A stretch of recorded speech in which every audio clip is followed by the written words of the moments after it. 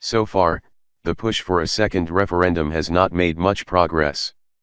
The reason is simple: any majority in favor of a second vote needs to include a good number of Leave voters, and Remainers have not yet found the arguments to convince them. Aside from their dislike of the outcome, one even wonders whether Remainers themselves are clear on why a second vote should be held. Which is a shame, because the case for a second vote is actually very strong. To make that case, one need only look to Switzerland's political tradition.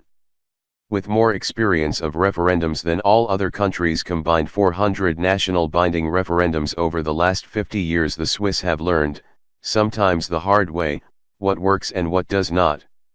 The first lesson is that voters are perfectly capable of making difficult trade-offs. In the recent years, the Swiss have voted to increase their taxes, to rob themselves of an extra week of paid holiday, and against a mandatory minimum wage. They are experienced referendum voters 4 times a year, every year, and take their votes very seriously. They know a real policy choice is at stake. There is thus nothing wrong with referendums as such, and they can be quite useful.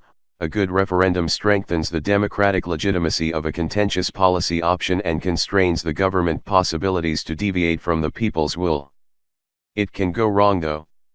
In 2014, the Swiss voted to limit EU migration to Switzerland, threatening the trade agreements with the EU, which are vital for the Swiss economy and impose the free movement of workers.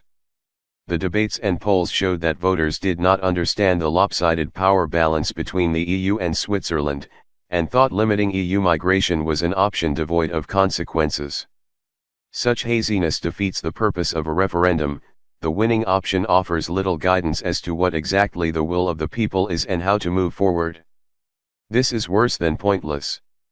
The government may have to ignore the vote for the greater good, undermining democracy, which is what the Swiss ended up doing. Worse, the government could exploit the vagueness and use the referendum as a democratic fig leaf to legitimize and push through its favorite, and possibly very unrepresentative, reading of the results. This is probably beginning to sound familiar, but it gets worse. Vagueness also corrupts the electoral process itself. The second lesson of 170 years of Swiss referendums is that you absolutely need to pit 2 realistic options against each other, each with its own costs and drawbacks, which voters must understand.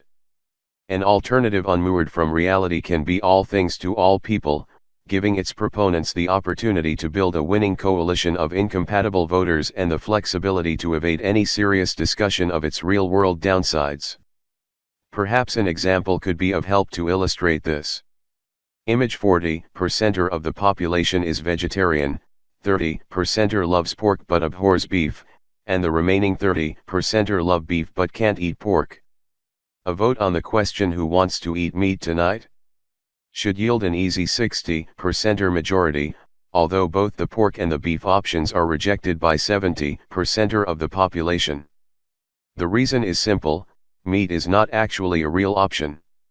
Meat means something different to different voters, and the 60% majority in favor of meat is the sum of mutually incompatible beef and pork eaters.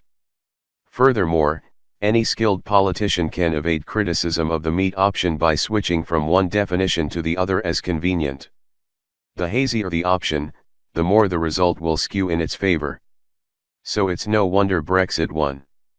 David Cameron drew up a textbook example of a referendum done wrong, asking an ill-informed electorate to choose between a costly and constraining EU marriage full of unsavory compromises and a fantasized Brexit with benefits.